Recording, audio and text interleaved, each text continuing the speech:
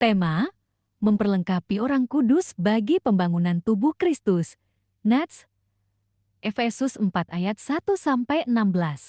Pembuka, Paulus, dalam suratnya kepada jemaat Efesus, menegaskan pentingnya kesatuan di dalam tubuh Kristus. Ia mengingatkan bahwa setiap orang percaya telah dipanggil untuk hidup dalam panggilan yang mulia, seraya menjaga kerendahan hati, kelemah lembutan, dan kasih. Tujuannya adalah untuk memperlengkapi orang kudus dan membangun tubuh Kristus, yaitu gerejanya. Kita semua memiliki peran dalam rencana besar Tuhan ini, dan setiap karunia yang diberikan kepada kita bertujuan untuk saling melengkapi dan memperkokoh iman. Hari ini, kita akan merenungkan bagaimana kita dapat berpartisipasi aktif dalam membangun gereja Tuhan dengan memperlengkapi satu sama lain. Isi Efesus 4 ayat 1-16 adalah bagian penting dari surat Paulus yang berbicara tentang kesatuan dan pertumbuhan gereja. Paulus mulai dengan menyerukan kepada jemaat untuk hidup sesuai dengan panggilan yang telah mereka terima ayat 1. Artinya, panggilan ini bukan hanya tentang menyatakan iman kepada Kristus, tetapi juga tentang cara hidup kita yang mencerminkan kasih, kesabaran, dan pengorbanan seperti yang dicontohkan oleh Yesus. Setiap orang percaya dipanggil untuk memperlihatkan sikap rendah hati, kelemah lembutan, dan kesabaran, serta memelihara kesatuan roh dalam ikatan damai sejahtera. Kemudian Paulus menekankan pentingnya kesatuan dalam tubuh Kristus. Ia menyebutkan ada satu tubuh, satu roh, satu pengharapan, satu Tuhan, satu iman, satu baptisan, dan satu Allah dan Bapa dari semua ayat 4-6. Ini menunjukkan bahwa meskipun kita datang dari latar belakang yang berbeda, kita semua bersatu dalam Kristus. Namun, kesatuan ini bukan berarti keseragaman. Justru, Tuhan memberikan karunia yang berbeda-beda kepada setiap orang untuk memperlengkapi tubuh Kristus. Paulus kemudian menjelaskan bahwa Kristus, sebagai kepala gereja, memberikan beragam karunia untuk memperlengkapi orang kudus. Ia memberi beberapa orang untuk menjadi rasul, nabi, pemberita Injil, gembala, dan pengajar, ayat 11. Maksud tujuan dari karunia-karunia ini bukan hanya untuk memperlihatkan kuasa Tuhan, tetapi untuk memperlengkapi gereja dan menumbuhkannya dalam iman. Setiap pelayan memiliki peran spesifik yang dirancang untuk membantu jemaat bertumbuh dan semakin dewasa dalam Kristus. Selanjutnya, membangun tubuh Kristus berarti kita harus berusaha untuk mencapai kesatuan iman dan pengetahuan yang benar tentang anak Allah, sehingga kita menjadi dewasa dan bertumbuh dalam kedewasaan penuh di dalam Kristus. Ayat 13. Artinya, pertumbuhan rohani adalah proses yang berkelanjutan. Sama seperti tubuh manusia yang berkembang dan semakin kuat, demikian juga gereja.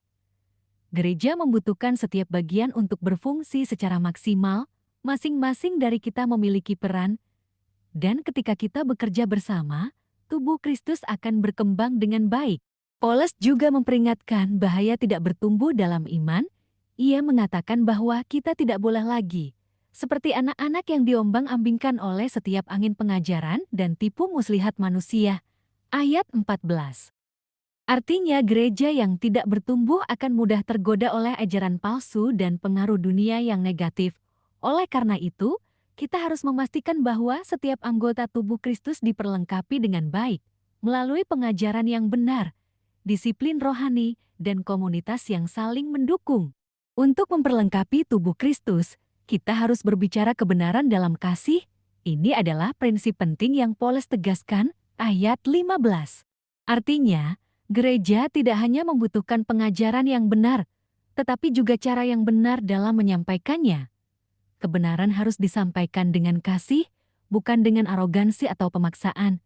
Ketika kita berbicara kebenaran dalam kasih, kita membantu gereja bertumbuh dalam kedewasaan dan kesatuan. Kasih adalah fondasi yang membuat gereja kuat, dan melalui kasih, kita dapat membangun hubungan yang sehat dan saling mendukung dalam tubuh Kristus. Bagian terakhir dari Efesus 4 ayat ke-16 menegaskan bahwa seluruh tubuh harus bekerja sama untuk bertumbuh. Paulus menggambarkan gereja sebagai tubuh yang setiap anggotanya saling berhubungan dan berfungsi bersama-sama.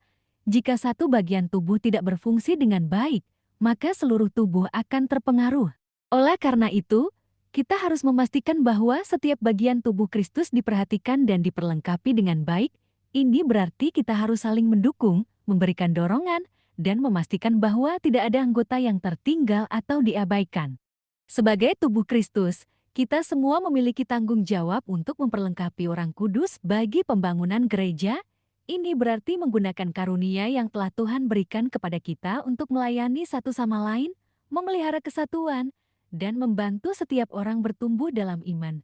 Ketika kita bekerja bersama-sama, kita akan melihat gereja bertumbuh menjadi kuat, dewasa, dan mampu menghadapi tantangan dunia ini.